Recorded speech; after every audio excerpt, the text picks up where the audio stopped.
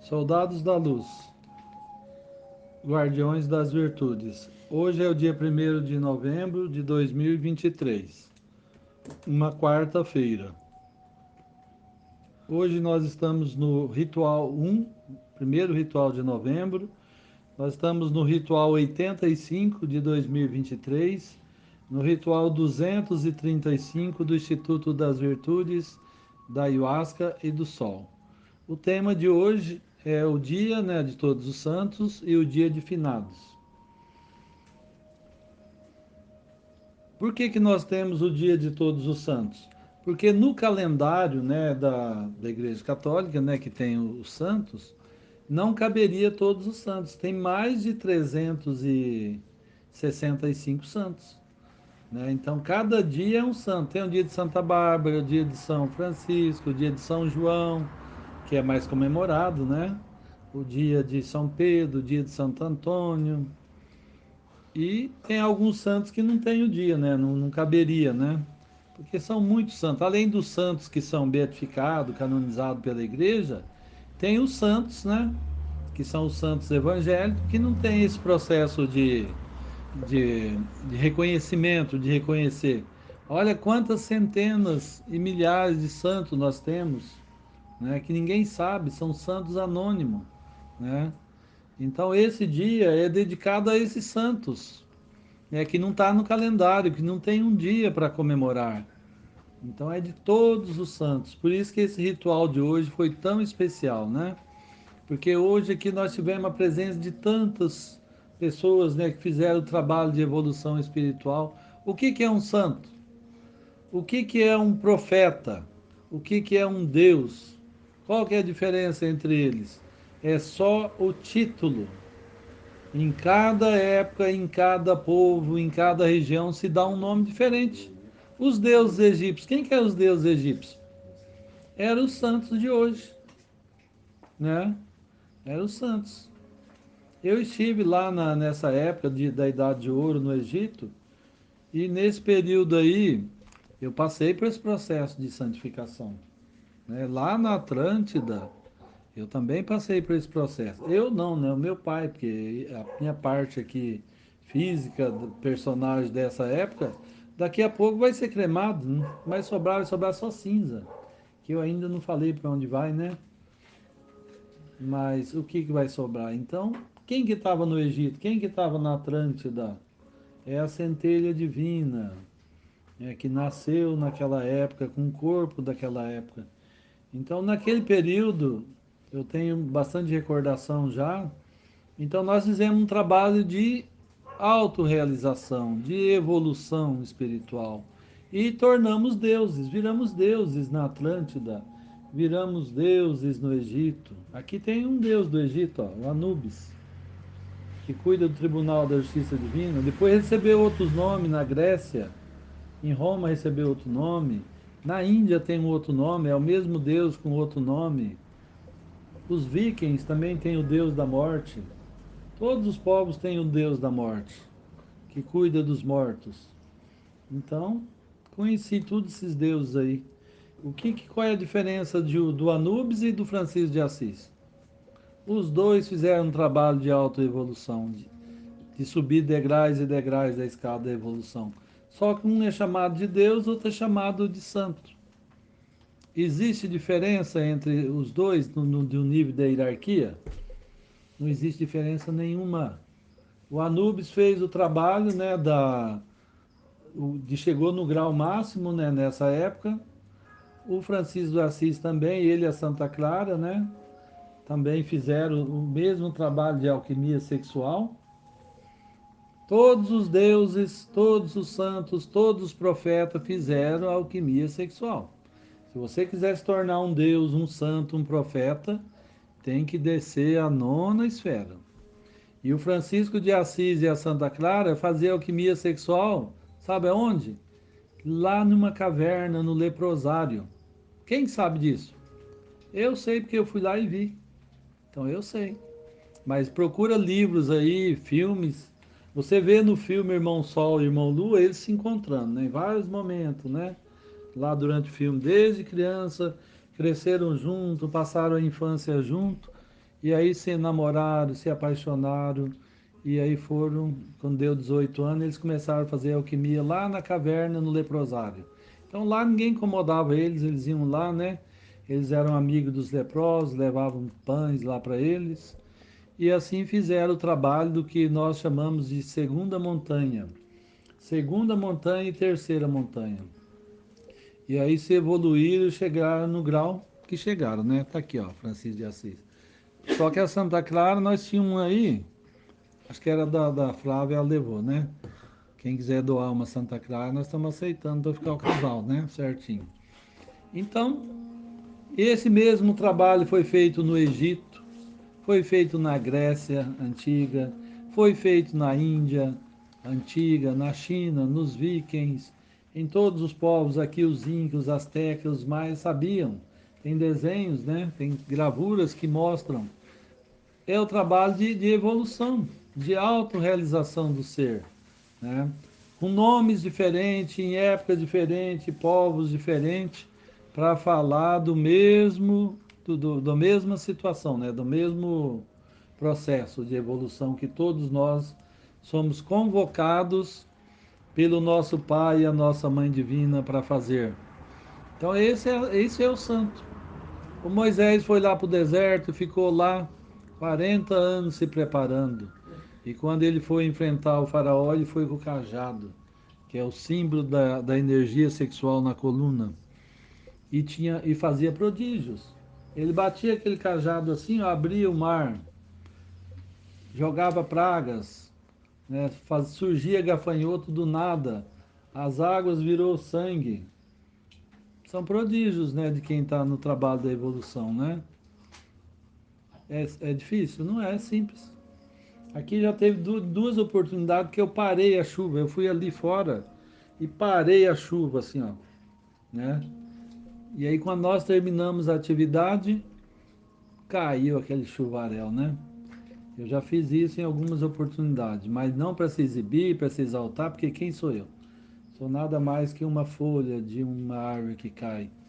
Mas eu ainda consigo fazer isso por causa da alquimia sexual, por causa da energia na coluna.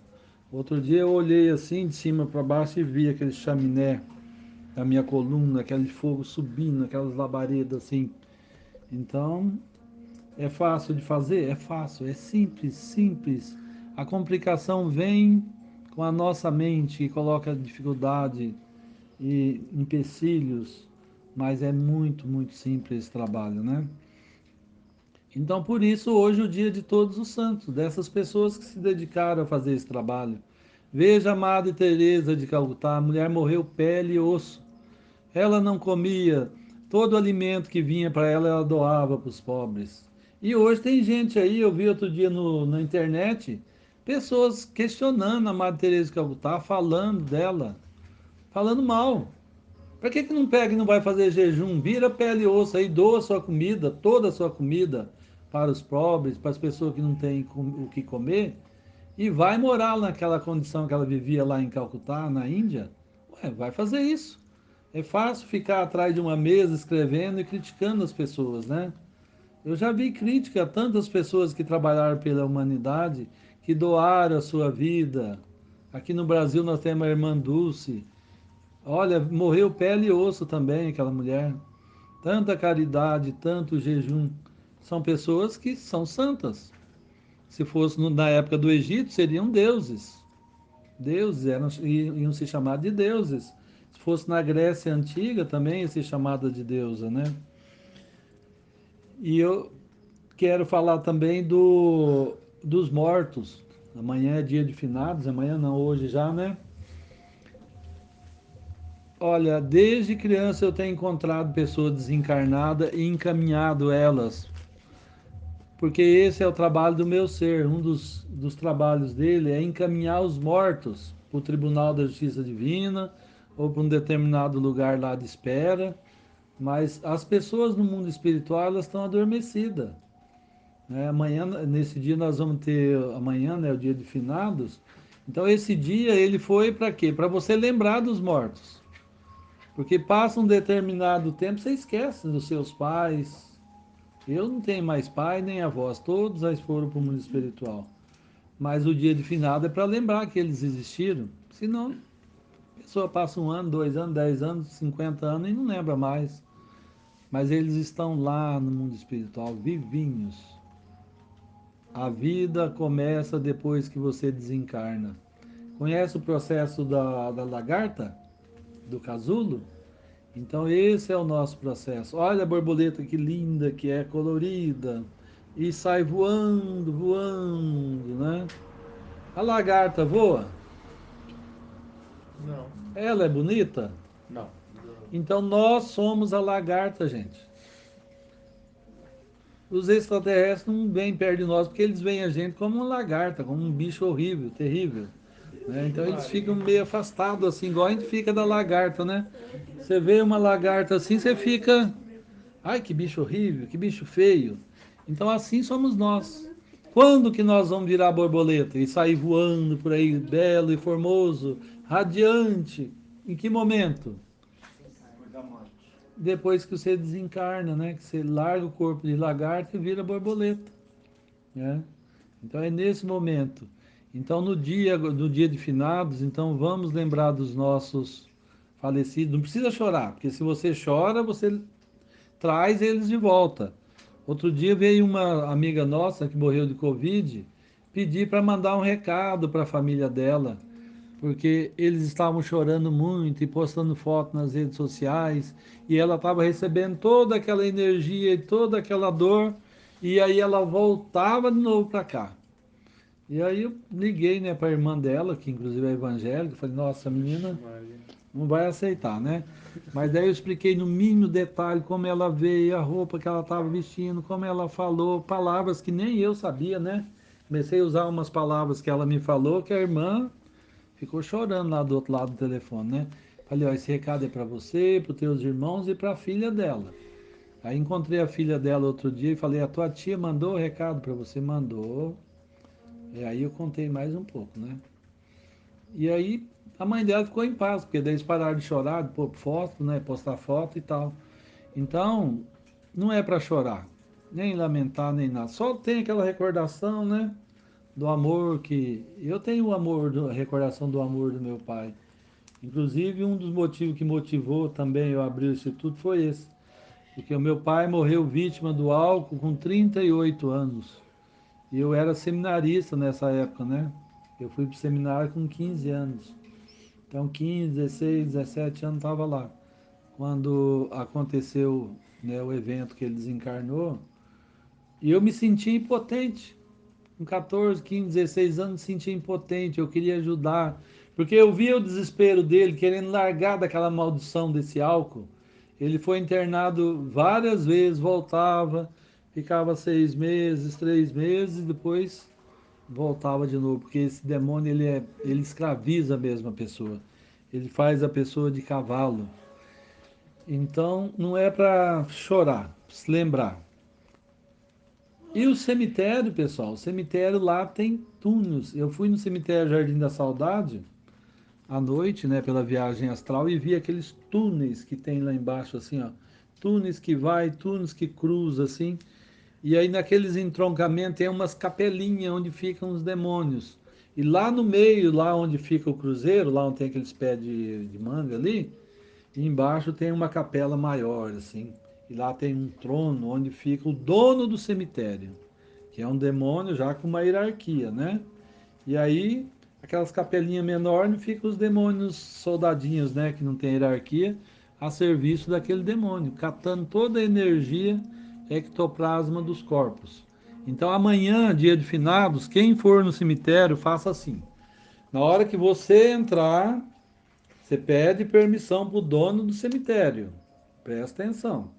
Pede permissão para o dono do cemitério e você adentra ali, visita ali, né, os túmulos dos seus parentes, amigos, e depois, na hora que vai sair, você fala assim: eu não quero nada dessa energia, eu não vou levar nada, e que fique tudo aí.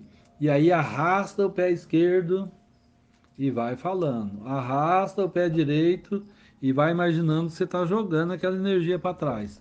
Depois arrasta de novo o pé esquerdo, depois arrasta o direito, esquerdo e direito, faz 3 vezes. e falando, eu não quero essa energia, eu não preciso, não vou levar nada, né? E deixa a energia lá do dono do cemitério e não leve. Quando a gente era criança, minha avó falava assim, ó, chegou do cemitério, arranca o calçado aí fora mesmo, não entra aqui para dentro não. As roupas já vai rapidinho, troca as roupas, toma banho. Você vê como é que o pessoal antigo sabia das coisas? Quando você entra lá dentro, gruda assim em você, larvas, fica aquelas larvas grudadas assim, ó, no corpo. Então por isso tem que arrancar a roupa e tomar banho, para arrancar a água lava. Tira tudo aquelas larvas, né, do ectoplasma que está grudado em você. Mas o finados tem a sua finalidade, né, e a sua importância. Alguém tem alguma pergunta sobre o tema? Tem sim. Fala. A minha pergunta é o seguinte: é, se os. Por qual motivo visitar o cemitério? Se o espírito daqueles corpos já não habita mais. Olha, por quê? Isso, quem vai num sinal de respeito, da lembrança, né, dos seus antepassados que ali estão, como um sinal de respeito, de veneração, de respeito para a memória, na verdade, né? Porque o que está ali? Quem já faleceu há muito tempo está lá só a caveira. Muitos, se fazer 30, 40, 50 anos, nem a caveira não está mais. Mas está ali o retrato, né, o símbolo, né? O espírito também já foi encaminhado. A maioria, lógico, né? Se bem que tem espírito que de soldados romanos, eu encontrei soldados romanos com aquela roupa de soldado romano ainda vagando por aí. Para ele, não passou 2000 anos, porque no mundo espiritual não tem tempo. Então pode acontecer no cemitério de ter espírito lá ainda que não foi encaminhado, né? Porque tem seres de alta hierarquia que vão encaminhando os espíritos, mas tem alguns que não foram. Outro dia, a esposa de um amigo meu, que é evangélico também, perguntou. Eles não acreditam em tudo, mas faz a pergunta, né? Então, se faz a pergunta, tem que ter a resposta. Aí, minha mãe, como é que tá a minha mãe? Eu falei, a tua mãe tá dentro do túmulo tentando reviver o corpo dela. Ela tá lá, sim. Ah, mas fazia já uns meses, né? Ah, mas faz uns meses, mas para ela no mundo espiritual não tem tempo, foi aconteceu ontem. Ela tá lá pegando o corpo e tentando reviver, entrar dentro do corpo e fazer o corpo andar. Aí meu amigo, né, que foi seminarista junto comigo, falou assim: Ô Zé, mas como é que você fala um negócio desse pra minha mulher? Olha aí como é que ela tá, o estado que ela tá, sabendo que a mãe dela tá lá dentro do túmulo tentando viver o corpo, o espírito tentando viver o corpo. Foi, ela perguntou. Outro dia a pessoa veio e perguntou para mim: Ô Zé, quanto tempo que eu tenho de vida? Eu falei: 5 anos. Aí depois reclamou pro Gilberto, reclamou por um monte de gente aí, que eu tinha falado para ele que ele tinha 5 anos. Eu falei, ué, mas perguntou, gente, então não pergunta, não quer saber, não pergunta, né? Aí, então, não quer saber, não pergunta. Então entra larva, mestre, no corpo. Quem mais que levantou a mão? Tuca? Eu queria fazer mais uma pergunta. Sim.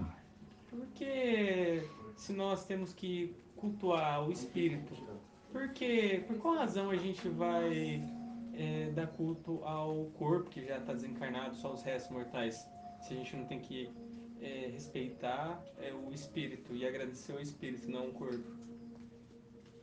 Então, é porque o corpo ele está depositado ali, né? Se quem vai ser cremado e assim vai ser jogado no mar, não vai ter um lugar para você ir ali e buscar a memória daquilo que aquelas memórias que você passou com a pessoa, né? Você vai ali num sinal de respeito, né, por causa das lembranças que você tem, mas pode ser que o espírito não está mais lá e nem o corpo, né? O corpo pode ter decomposto, mas você vai no sinal de respeito, simplesmente por isso. Fala, filho. Eu tenho uma pergunta, eu não sei se vai ser possível compreender. Se a gente tem mais de um corpo, né? Quando a gente morre, o que acontece com os outros corpos? Corpo mental, astral?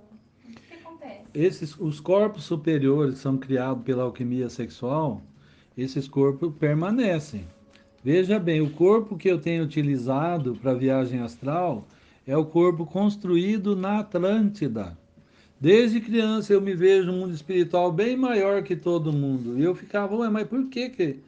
Perguntando desde criança, por que que eu sou maior que meus amiguinhos, né? Por que eu sou tão grande assim?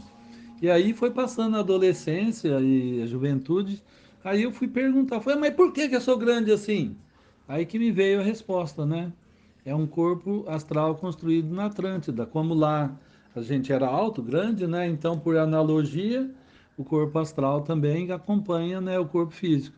Então, esses corpos, eles não desaparecem. Uma vez construído, né, sempre você vai ter eles. Quando há queda, ele perde a potência que ele tinha antes, né? Aí fica o espectro, né? Né? Mas perder totalmente nunca vai perder. E o despertar de consciência tem total relação com isso. O despertar de consciência está relacionado aos corpos. Você vai despertando a consciência com as iniciações menores, que é o caso de quem não tem alquimia, né? Os solteiros ou mesmo casado que não faz alquimia. Então você vai avançando nas iniciações menores, até chegar num determinado ponto que aí não tem mais como avançar. Então a consciência ela vai despertando, né, até um determinado limite. Quando entra na alquimia sexual, quando desperta o fogo na base do cóccix, a energia começa a subir pela coluna e vai passando vértebra por vértebra, e você vai passando pelas iniciações e vai aumentando o nível da consciência, né? Quando chegar na terceira montanha, você chega no nível 49, que é o nível máximo da consciência. E aí você não tem limite, né, para ver. Você, a Terra, o céu, o sistema solar, de Ors, a galáxia, para você é uma coisa só. Você é o Senhor do Universo no nível 49. Então você desperta a consciência no nível máximo. Mas a ayahuasca ela ajuda no despertar da consciência. Ela vai expandindo a consciência, mas chega num determinado ponto que não é possível mais. Aí você tem que descer a nona esfera. Andar no fio da navalha. Acender o fogo no grau máximo. Chegar no limiar do orgasmo ali, da ejaculação, no caso do homem, né? Você vai no limiar, no limite. E aí você para, congela, né? Mantém a respiração profunda e vai. E vai, e assim vai. E vai não, daí transmuta pela coluna. Não, e vai assim no processo, né, de ir transmutando essa energia que vai subindo. Vai subindo vértebra por vértebra, abrindo câmera por câmera dentro do teu corpo físico, né?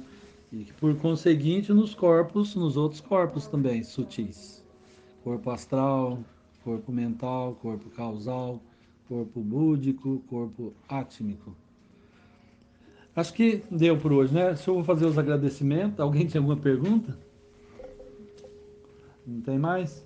Então vou agradecer ao Maico, Júlio, Gabriel Isidoro, guardiões dos homens, a Cristiane Colombo e a Andressa Salgaia, que está fazendo a gravação ali do Instagram, Guardiãs das Mulheres. E agradecer a cada um de vocês que aqui estiveram nesse ritual especial de Todos os Santos. Nós estamos ainda, né, em 27 pessoas, que é um número especial, né? 27 somando 7 mais 2 dá 9, a nona esfera, que é o que nós estávamos falando. Então eu agradeço a cada um de vocês, o Luiz Fábio, Ricardo Leal, Clever São Fernando, Charles Aparecido, Ângelo César, Alinor Querubim, Tuca, Silvio Quinto, Carlos Danilo, Matheus Penteado, José Carlos Alves, que sou eu, né, mestre do ritual, Andresa Rodrigues, Gisele Cristina, Eliane Cunha, Elaine Cristina, Marlene Pontes, Adriana Silva, Giovana Figueiredo, André Barbosa, Ana Paula Silva, Ângela Cordeiro, Daniele Camila, Eduarda Jaqueline, Patrícia Cristiane. Gratidão pela oportunidade. Força e luz. Glória a Deus. Glória a Deus. Aleluia. Aleluia. Viva Cristo. Viva Cristo.